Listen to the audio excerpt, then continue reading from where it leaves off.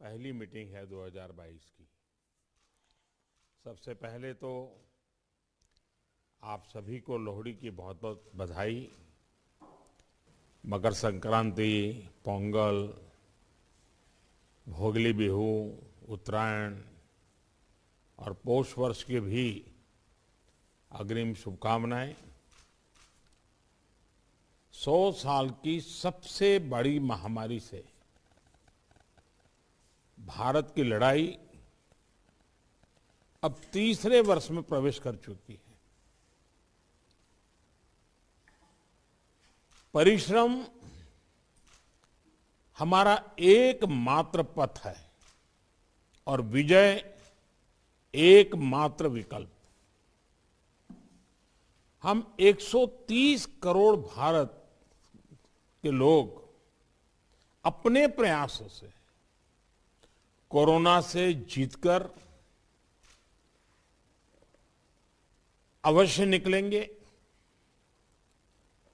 और आप सबसे जो बातें मैंने सुनी हैं उसमें भी वही विश्वास प्रकट हो रहा है। अभी ओमिक्रॉन के रूप में जो नई चुनौती आई है, जो केसों की संख्या बढ़ रही है, उसके बारे में हेल्थ सेक्रेटरी की तरफ से विस्तार से हमें जानकारी दी गई है। अमित शाह जी ने भी प्रारंभ में कुछ बातें हमारे सामने रखी है। आज अनेक मुख्यमंत्री समुदाय की तरफ से भी, और वो भी हिंदुस्तान के अलग अलग कोने के, काफी महत्वपूर्ण बातें हम सबके सामने आई है।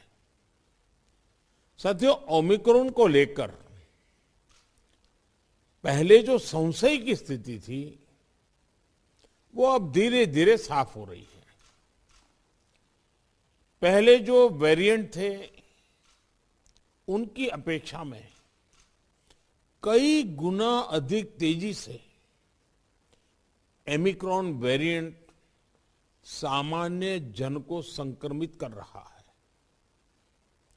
अमेरिका जैसे देश में एक दिन में 14 लाख तक नए केसेस सामने आए हैं। भारत में हमारे वैज्ञानिक और हेल्थ एक्सपर्ट्स हर स्थिति और आंकड़ों का लगातार अध्ययन कर रहे हैं। ये बात साफ है, हमें सतर्क रहना है, सावधान रहना है, लेकिन पैनिक की स्थिति न आए इसका भी हमें ध्यान रखना ही होगा। हमें ये देखना होगा कि त्योहारों के इस मौसम में लोगों की और प्रशासन की अलर्टनेस कहीं से भी कम न पड़े। पहले केंद्र और राज्य सरकारों ने जिस तरह प्रिएम्प्टिव, प्रोएक्टिव और कलेक्टिव अप्रोच अपनाई है, वही इस समय की जीत का मंत्र है। कोरोना संक्रमण को हम जितना सीमित रख पाएंगे, परेशानी उतनी ही कम होगी। हमें जागरूकता के फ्रंट पर साइंस आधारित जानकारियों को बल देने के साथ ही अपने मेडिकल इंफ्रास्ट्रक्चर को, मेडिकल मैन पावर को स्केल अप करते ही रहना पड़ेगा। साथियों, दुनिया के अधिकतर एक्सपर्ट्स का कहना है कि वेरिएंट चाहे कोई भी हो, कोरोना से लड़ने का सबसे कारगर हथियार वैक्सीन ही है। भारत में बनी वैक्सीन तो दुनिया भर में अपनी श्रेष्ठता सिद्ध कर रही है। ये हर भारतीय के लिए गर्व का विषय है कि आज भारत लगभग 92% वयस्क जनसंख्या को पहली डोज दे चुका है। देश में दूसरी डोज की कवरेज में भी 70% के आसपास पहुंच चुके हैं और हमारे वैक्सीनेशन अभियान को 1 साल पूरे होने में अभी भी 3 दिन बाकी है। 10 दिन के भीतर ही भारत अपने लगभग 3 करोड़ किशोरों का भी टीकाकरण कर चुका है। ये भारत के सामर्थ्य को दिखाता है, इस चुनौती से निपटने की हमारी तैयारी को दिखाता है। आज राज्यों के पास पर्याप्त मात्रा में वैक्सीन उपलब्ध है। फ्रंटलाइन वर्कर्स और सीनियर सिटीजन्स को प्रिकॉशन डोज जितनी जल्दी लगेगी उतना ही हमारे हेल्थ केयर सिस्टम का सामर्थ्य बढ़ेगा। 100% टीकाकरण के लिए हर घर दस्तक अभियान को हमें और तेज करना है। मैं आज अपने उन हेल्थ केयर वर्कर्स, हमारी आशा बहनों का भी अभिनंदन करता हूं जो मौसम की कठिन परिस्थितियों के बीच वैक्सीनेशन अभियान को गति देने में जुटे हैं। साथियों, टीकाकरण को लेकर भ्रम फैलाने की किसी भी कोशिश को भी हमें टिकने नहीं देना है। कई बार हमें ये सुनने को मिलता है कि टीके के बावजूद संक्रमण हो रहा है तो क्या फायदा। मास्क को लेकर भी ऐसी अफवाहें उड़ती हैं कि इससे लाभ नहीं होता। ऐसी अफवाहों को काउंटर करने की बहुत जरूरत है। साथियों, कोरोना से इस लड़ाई में हमें एक और बात का बहुत ध्यान रखना होगा। अब हमारे पास कोरोना से लड़ाई का 2 साल का अनुभव है। देशव्यापी तैयारी भी है। सामान्य लोगों की आजीविका, आर्थिक गतिविधियों को कम से कम नुकसान हो, अर्थव्यवस्था की गति बनी रहे, कोई भी रणनीति बनाते समय हम इन बातों को जरूर ध्यान में रखें।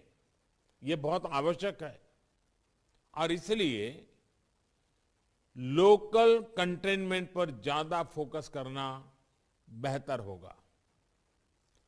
जहां से ज्यादा केस आ रहे हैं, जहां ज्यादा से ज्यादा और तेजी से टेस्टिंग हो, ये सुनिश्चित करना भी आवश्यक है। इसके अलावा हमें यह भी सुनिश्चित करना होगा कि होम आइसोलेशन में ही ज्यादा से ज्यादा ट्रीटमेंट हो सके। इसके लिए होम आइसोलेशन से जुड़ी गाइडलाइंस को, प्रोटोकॉल को, उसे फॉलो करना और स्थितियों के अनुसार इंप्रूवाइज करना भी बहुत जरूरी है। होम आइसोलेशन के दौरान ट्रैकिंग और ट्रीटमेंट की व्यवस्था जितनी बेहतर होगी उतना ही अस्पतालों में जाने की आवश्यकता कम होगी। संक्रमण का पता चलने पर लोग सबसे पहले कंट्रोल रूम में संपर्क करते हैं। इसलिए उचित रिस्पांस और फिर मरीज की लगातार ट्रैकिंग कॉन्फिडेंस बढ़ाने में बहुत मदद करती है। मुझे खुशी है कि कई राज्य सरकार इस दिशा में बहुत अच्छी तरह नए नए इनोवेटिव प्रयास भी कर रही है, प्रयोग भी कर रही है। केंद्र सरकार ने टेलीमेडिसिन के लिए भी काफी सुविधाएं विकसित की है। इसका ज्यादा से ज्यादा उपयोग कोरोना संक्रमित मरीजों को बहुत मदद करेगा।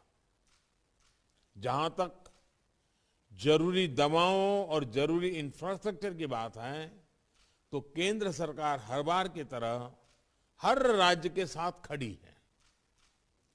5-6 महीने पहले 23,000 करोड़ रुपए का जो विशेष पैकेज दिया गया था, उसका सदुपयोग करते हुए अनेक राज्यों ने हेल्थ इंफ्रा को सशक्त किया है। इसके तहत देश भर मेडिकल कॉलेज और जिला अस्पतालों बच्चों के लिए 800 से अधिक विशेष पीडियाट्रिक केयर यूनिट स्वीकृत हुए हैं। करीब 1.5 लाख नए ऑक्सीजन, आईसीयू और एचडीयू बेड तैयार किए जा रहे हैं। 5,000 से अधिक विशेष एम्बुलेंस और 950 से अधिक liquid medical oxygen storage tank की कैपेसिटी जोड़ी है। इमरजेंसी इंफ्रास्ट्रक्चर की कैपेसिटी को बढ़ाने के लिए ऐसे अनेक प्रयास हुए हैं, लेकिन हमें इस इंफ्रास्ट्रक्चर का विस्तार करते रहना है। कोरोना को हराने के लिए हमें अपनी तैयारियों को कोरोना के हर वेरिएंट से आगे रखना होगा। ओमिक्रॉन से निपटने के साथ ही हमें आने वाले किसी और संभावित वेरिएंट के लिए भी अभी से तैयारी शुरू कर देनी है। मुझे विश्वास है हम सभी का आपसी सहयोग, एक सरकार का दूसरी सरकार के साथ समन्वय कोरोना से लड़ाई में देश को ऐसी ही ताकत देता रहेगा। एक बात हम भली भांति जानते हैं, हमारे देश में एक हर घर में ये परंपरा है, जो आयुर्वेदिक चीजें हैं, जो काढ़ा वगैरह पीने की परंपरा है, इस सीजन में उपकारक है। इसको कोई मेडिसिन के रूप में नहीं कहता है, लेकिन उसका उपयोग है। और मैं तो देशवासियों से भी आग्रह करूंगा कि ये जो हमारी परंपरागत घरगथ्थू जो चीजें रहती है, ऐसे समय उसका भी काफी मदद मिलती है, उस पर भी हम ध्यान केंद्रित करें। साथियों, आप सभी ने समय निकाला, हम सब ने अपनी चिंताएं साझा की और हम सब ने मिलकर के संकट कितना ही बड़ा क्यों ना आए, हमारी तैयारियां, हमारा मुकाबला करने का विश्वास और विजयी होने के संकल्प के साथ हर एक की बातों में से निकल रहा है। और यही सामान्य नागरिक को विश्वास देता है और सामान्य नागरिकों के सहयोग से हम इस परिस्थितियों को भी सफलता से पार करेंगे। आप सभी ने समय निकाला, इसके लिए मैं हृदय से आपका आभार व्यक्त करता हूं। बहुत बहुत धन्यवाद।